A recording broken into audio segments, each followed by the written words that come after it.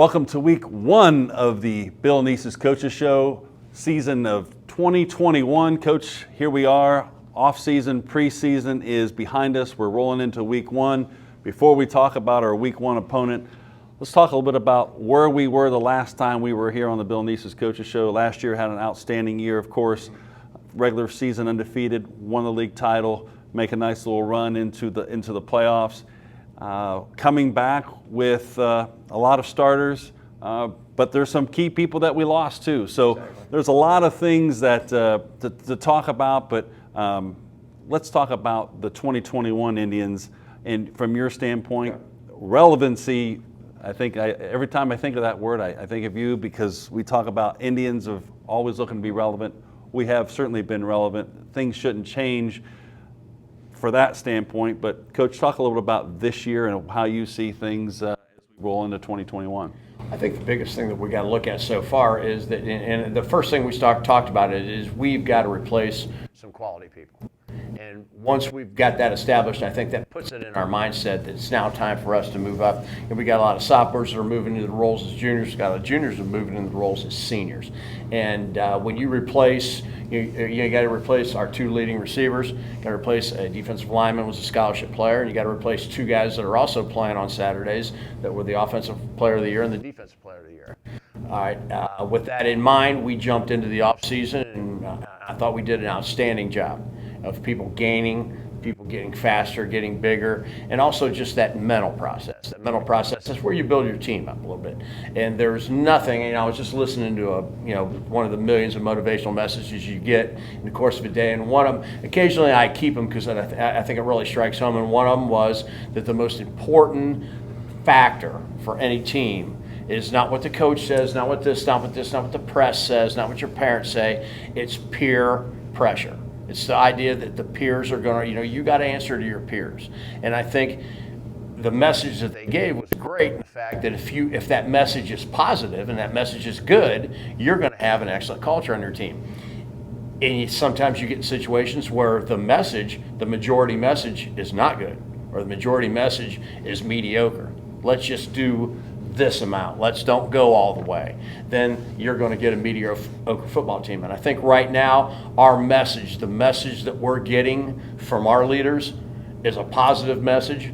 The message that we're getting is going to be something that we're going to be hard workers, that we're going to be this, and it kind of coincides with what we talk about. And the way I say it is, my best players got to be my hardest workers. And from there, it goes into some other things, some other cliches and quotes, but that's the bottom line. And right now, going into the season, our best players are our hardest workers. We've got all-league players on both sides of the ball. We've got 4 guys back on the offensive line. We've got 3 guys back on the defensive line. The whole back end of the defense is back, and all of them are all conference. So we've got a lot of things. And the big surprises of the year this year have been our receiving core, and that's where we have the biggest hole. The biggest hole we have, the biggest question marks we have is our receiving core, and those guys have been the guys that have really stepped up during the passing scrimmages and during our first 2 scrimmages and done an outstanding job. The Bill Neese's Coach Show is sponsored by Employee Bridge and Edison State Community College. We are grateful for their sponsorship. Coach, you talked a lot last year about our receiving core that were graduated, and that's been a lot of people had asked me, hey, what are some concerns that Coach Neese would have? Actually, that's what I said. And it wasn't just that they could catch the ball so well, but they were physical and they blocked, and they really were the whole complete package that you're looking for. And if we can get the 2 outside receivers, being an outside receiver is a whole different deal than being the inside receiver. Outside receivers, they're more blockers, they're more possession guys, they're going deep balls, but if that ball gets out, and we've got some running backs that can get the ball out, and if that thing gets out in the open, those are the key blocks that we got to have. Now those inside receivers, we have a little bit more experience. Dre's back and Corey Miller's back. Those are our inside guys, and those guys are our jet guys. Those guys are our seam guys. We're big play action football team. With our run game being as good as it is. And I think those guys have a little bit more experience, but we're still working on those outside guys, and we're happy some days, we're okay some days. We're happy some days, we're okay some days. We're not really we never get to the point where we say, okay, we got to start over. It's always to the point where, hey, tomorrow we got to be better. And I think as long as we can do that and keep working our way up, I think we're going to be fine. Moving into the preseason, we had scrimmages against Lima and Northmont. Scores are not really relevant, if I can use that word. However, what was an opportunity for us to take a gauge and picture of where we are, and it did look like, even from the Lima scrimmage when we played them in our first scrimmage to the second scrimmage when we played Northmont, we got better. I think we did, and I think that's the message that we give to our team. Our team, we want to, and we pay attention to the score of the scrimmage. We do, but the biggest thing we tell our guys is, hey, Lima Senior, came down all the way down here to help us get better. So let's not mess up the opportunity. Let's play as hard as we can. We're gonna make some mistakes, make them full speed, do this, but take the opportunity that someone else is on the field, and it's kind of not a whole lot of risk, situation. You want to play well, you want to keep everybody healthy, and you want to move on. And then this past week, we got on a bus and we went down to Northmont, and we did the same thing. Northmont was nice enough to give us an opportunity to get better. We went down there, played 3 excellent quarters of football, both sides. Put special teams in, and not many teams have an opportunity to be able to play 3 quarters and have their special teams all live in that game, and that answered a lot of questions for us special teams wise. And in the process, we're building depth. We're building depth because you always got to have your best 11 on the field, and sometimes somebody's going to get hurt, and that person you bring in has got to be that's got to be the best guy. You can't go create somebody and say, hey, we're going to switch you over here. Every one of the coaches is working right now very hard at his own position to make sure that if somebody goes down, that we're able to plug that in and still get that best 11. Coach, it's before we get into our week 1 opponent, there's a lot of buzz in the football community and in the Miami Valley in particular, certainly in Piqua, an excitement of what football is going to look like. If I can talk to you just how you approach that, no different than you do any other year. Yes, we're excited because you noted some successes that we've had, but we have to move forward, and we're not approaching this season really. We're approaching this like we do every other year as far as our work ethic. We might have some guys that are back and we can do some different things with, but the core fundamentals of what Piqua football is about hasn't changed because of those expectations. No, it hasn't changed, and we never want to get in the situation where we're tired of fundamentals, where everything comes down to that. And Friday night's game, when we got finished for Friday night scrimmage, we got finished. It came down to some of the things we preach, and some of the things we preach is it's all about blocking and tackling, and they had a big score because we missed a tackle. It wasn't some terrific route that no one's ever seen before, and it was just made up in that particular time period. It was a simple route that we missed a tackle. They had a chance to actually tie it or to keep it tied, and we decided we're going to punt the football, and they committed what we consider to be one of the biggest sins around, and that is you can never have a penalty on special teams. Special teams are all about consistency and about maintaining field position, and so that's what it comes down to, and that's where we start. That's our starting point. The difference is, though, some years your starting point goes a little faster. We always start at ground zero, and sometimes in the third day, we're way ahead. Sometimes in the third day, we're the same place we were the first day. And that is where your experience comes in. That's where your leadership comes in. That, oh yeah, we get it. Okay, we can move to the next one. But football's a building block. You can't sit there and say, okay, we want to be here and now. We don't know if we're going to be there now until we get to here first. And then it's like a series of plateaus. Right. You regroup, and then you go from there. It's just not a constant shot straight up. You got to stop a little bit, then move up. Stop a little bit, move up. Well, Coach, I think building block leads to a good transition into week 1 of our in-season. You talk about there are 4 parts to Piqua football. There's the off-season, there's the preseason, there is the in-season, and there is postseason. So we start the long journey of week 1. Indians will host the only non-league game that we host, that we will have on our schedule, and that is Belmont. They come to Alexander Stadium. Before we get into that, we go into a 9-game MVL schedule. This will be the first time that last year, of course, we were in the MVL, but this year will be a 9-game where we'll play everybody in the league, and we'll start that week 2. Talk real quickly, though, about the league as we get into preseason. looking forward to every game matters from week 2 to week 10. Oh, it does. And, you know, when we walk into the season, we try to treat that season maybe as 10 one-week seasons, and we try to take it as what happened. But obviously you build upon it, you know, as you go through. But the league's going to be, you know, different this year in the fact that we've got 4 new coaches coming in. Our two big rivals are 2 of the returning coaches that come back. Adam's coming back, Coach Gress is coming back at Troy.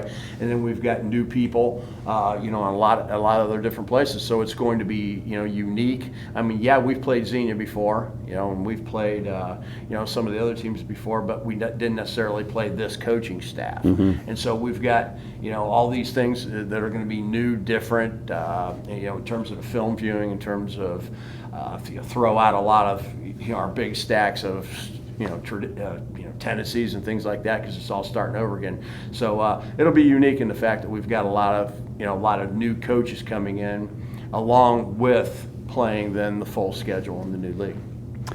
Week 1, let's talk about Belmont. They come to Piqua. We were to play them last year at their place, but because of the pandemic, when we played league games. So this will be the first time that we've seen Belmont.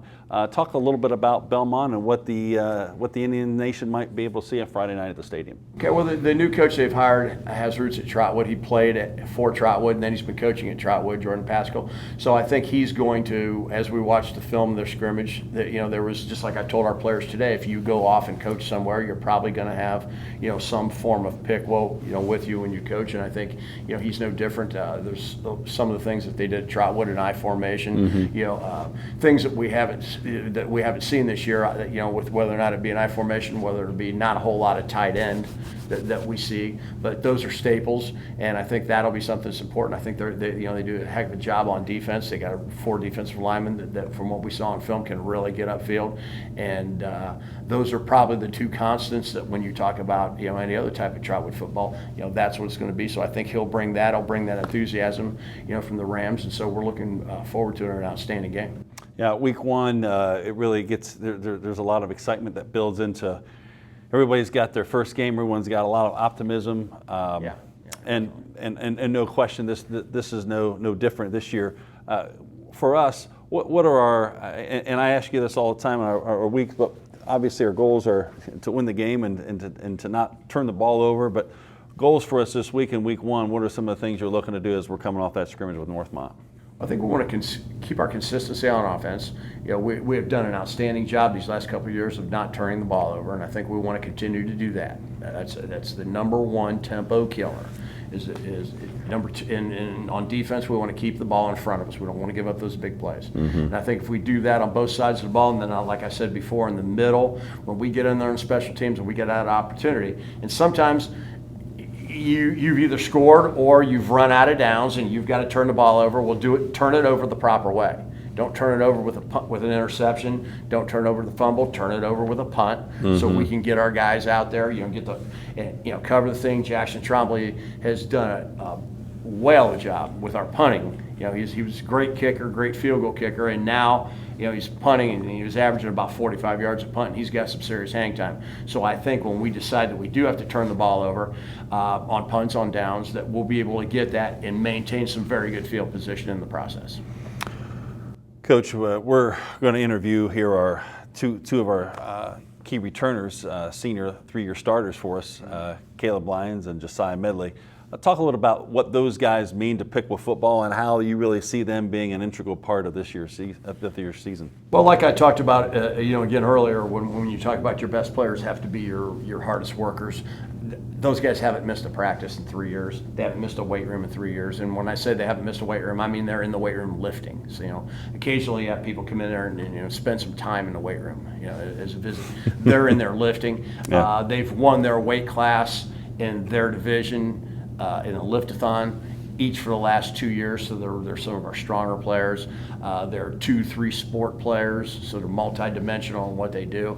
And I think each one of those guys is unique in how they go about. Caleb's a little bit more vocal. Josiah's a little, probably a little, you know, quieter, but not. I mean, he's not a quiet guy. Just, you know, a lot of people, look to him for his steady leadership, and I think those 2 guys will, you know, be, along with a lot of our other seniors that we'll see on shows coming up, are going to be excellent leaders for us this year.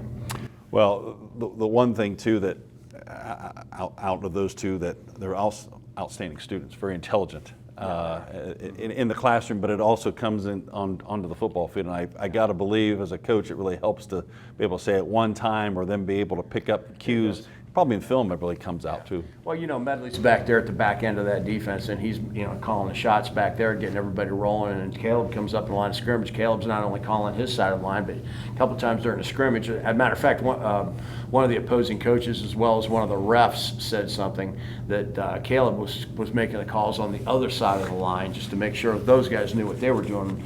And those two guys that we don't want off the field very often, but we have backups for each one of them. When we need to get a chance to get them off the field. But they're going to be guys that they're going to be playing quite a bit, I think, on both sides of the ball. And it's something that you say to yourself, well, you don't want to have anybody playing both ways, and you don't. But you know what? I want those two guys playing both ways. I want them on the field. I want them both on as much as possible. Invaluable what they bring to this team on and off the field, and leadership, and certainly their skill set speaks for themselves, being all conference. Mm-hmm. And both are going to be playing on Saturdays next year. Yeah, both of them has already made their commitment, so that's behind them now, and that's something that I think during your senior year is tough a little bit, that you're trying to concentrate on that, and that's out of the way. So we congratulate them, and we're ready to roll. Very good, Coach. We certainly wish you luck this week, but as we continue to go throughout the year, looking forward to watching the Indians on the football field. Sounds good. Before we meet Caleb and Jasiah, just a reminder, all students grades 4 through 12, for the first 300 that come to the game, we will be giving out a free white t-shirt. It will be a white out. We're going to have a tailgate party. We're going to have all kinds of excitement and energy to get the 2021 season underway and get our Indians off on the right foot. And we certainly welcome everyone to come to that game here. Tailgate will start at 5:30. When we come back here, we will meet Jasiah and we will meet Caleb, and you'll get to see exactly what Coach is talking about. Their leadership comes through pretty easily. We'll be right back. Welcome to the second half of the Bill Neese's Coaches Show. With us now are our senior leaders, and I'm going to have them introduce you, their name and the position they play. I'm Caleb Lyons. I play offensive guard. I'm Jasiah Medley. I play safety and running back. Now, Caleb, you also play, I believe you play defense too, is that right? Yeah, I play defensive tackle as well. Okay, so you guys are going both ways. Not a lot of Indians this year going both ways. We'll talk a little bit about that here in a minute, but gentlemen, it's hard to believe we're here at week one, your senior year. We've gotten through the off season, we've gotten through the preseason. Before we get into talking about the year, for the goals for the year, let's just recap last year. Coming off of an undefeated regular season, had a nice little playoff run. I know the off season for you has been focused on moving forward and using that momentum from last year to moving into hopefully a successful season this year. Yeah, so last year was important, undefeated regular season. We obviously didn't get it done in the playoffs like we wanted to. So that was upsetting for us, but now we have more of a fire to get it done our last season we have here. I feel like that Anderson game, it was just the fuel for this year the whole way, and we just don't want to lose now after we lost to them. I'm going to ask you to hold that, because you and I talked about this in the offseason. That last play of Anderson, it sticks out to me. It was a pass it was an incomplete pass, and you happened to be standing right beside me, and I could sense the frustration for you. You mentioned that while the whole year was successful last year, that game really kind of fueled you. And ironically, that's a T-shirt you have on today. That's really kind of fueled you to motivate you in the weight room and all of our off-season stuff we do in the summer. Is that right? Yeah, that game destroyed me mentally. I just want to do better now the whole time. Well, let's talk a little bit about the goals this year. What are some of the goals that you have as a team? And then if you want to get individual stuff, but what do you expect that the Indians can do this year as we go into week one with Belmont on Friday night? I think our goal is basically to beat Belmont starting out, and then just go undefeated the rest of the way through. Okay. Caleb, I'm going to ask you that same question. Team-wise, where do you think our goals are for this year? And I know there's probably more than just one, but what are some things that you think that we should be looking to accomplish this year? So I think team-wise as a whole, our goal is just to win week one, be 1-0. And then as as an offensive line unit, you know, our goal, we still have a lot of stuff we have to figure out. We're not 100% there yet where we need to be, you know, on that caliber. But we're still trying to figure some stuff out, and as a team, just to win games, that's all we want to do. Coach talks a lot about when we were in our coaches show in previous years, it's 1 week at a time. We're not looking, you know, past Belmont. Right now, that's your focus, and that is our focus. We also know, because most of you guys are 3-year starters, the season's a grind. It's week one. You take 1 week at a time, but it gets to be overwhelming. You're putting a lot of time in, not just on the field, but in the film room, taking care of your bodies. This grind really starts this week. Yeah, so I think there's a reason that you don't make just one coach's show for the whole year. You know what I mean? I think you make 10 every week for a reason, and that's because you do have to come out every single day of every week for the next 10, 12, 16 weeks, whatever it may be, and you got to practice as hard every single day as you would the first day of the season. So your thoughts on Belmont and what you're seeing this week as we prepare for week 1 of the 2021 season? Really, I think they're going to be a good team. They just their offense is different, something we've never seen. It's like a little pro formation, 2-back offense, I formation. It's different. Well, I know we'll be ready to go, and we're looking forward to seeing you guys not just play but lead, because you guys are 2 of our leaders. I'd like to talk real quick about that leadership. What's that like for you, knowing that you're 3-year starters, you've been through this before, leading some of our younger guys who could be very helpful for us in our success? What are some of your goals, and how do you lead, Jasiah? What's your best way of leading this group? Really, I just try to get everyone hyped and make them want to play their best every time they can. It's my understanding you're in charge of pregame music in the locker room. Is that right? Yeah. You get hyped up? Yeah. Okay, all right. Caleb, how about you? You're another one, another vocal leader. You're probably one of our vocal leaders on the field and in the locker room. How do you take that responsibility as far as leading? Yeah, so I like to talk a lot, so it just kind of comes naturally for me to tell people what to do and what needs to be done for us to win. And even us, being senior leaders, you call it, or whatever, like, we still make mistakes. We're not perfect in practice, perfect in games. We still have a lot of mistakes that we need to fix, and then it does reflect back on us. When our individual units aren't doing what we need to do. So that's a big thing too. But we're trying to clean it up in practice and kind of get people rolling so we can win these games that we need to win. Gentlemen, it's been fun to watch you grow through the times that you have been into youth football and into junior high and into high school. And I'll probably ask this question a lot, but the one thing that I think that sticks out about this group, being that I've seen you guys play a lot, is you guys are skilled.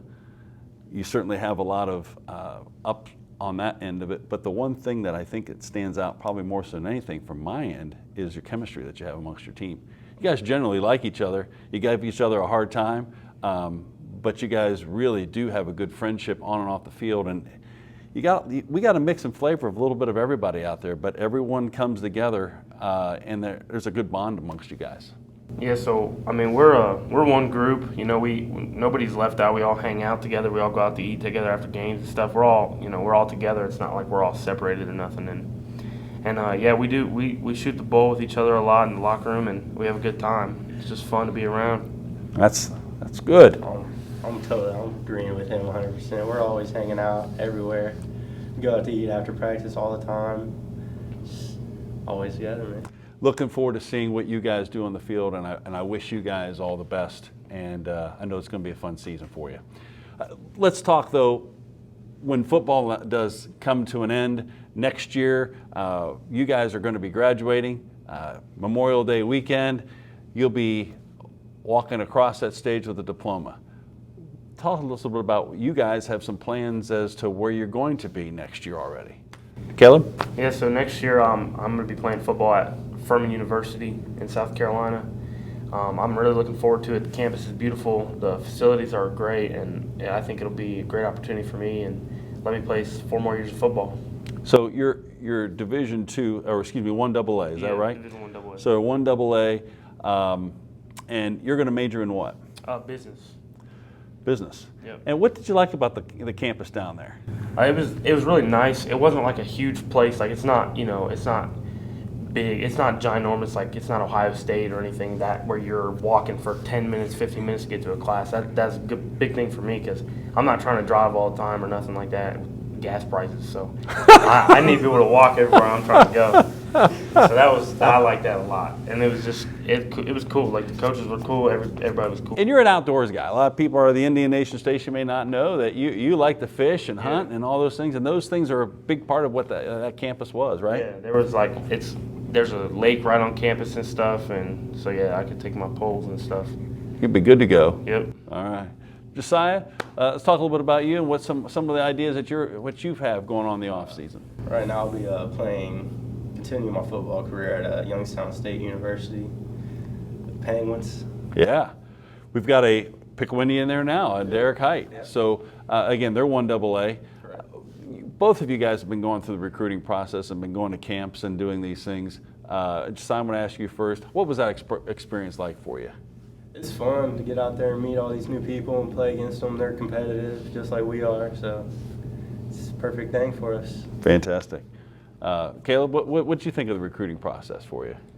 It kind of humbles you a little bit because at your high school, you can be a good player in high school or whatever, but then you go to these camps and you realize that you're on par with everybody else, and then you find these guys that are a little bit better than everybody else, and those are the guys that the people want, So you just kind of become an everyday guy when you're around other people that are your size, your ability, and it's just how. I'm sure it's not the same for him, but. Guys, we certainly wish you luck this year, and we look forward to seeing what the Indians can do for this year and on and off the field. Thank you. You're welcome. We will see you here at on the Indian Nation Station. It'll be on at about 10 p.m. On delay. If you want tickets, you can get your tickets at the Piqua Athletic Office. You can also get them at Toma's downtown. And we certainly encourage you to come out to the game to watch these guys in their opener against Belmont. High school kickoff will be at 7 p.m. For Caleb and Jasiah, I'm your host, Chip Hare. We will see you next week, but we'll see you at the stadium on Friday.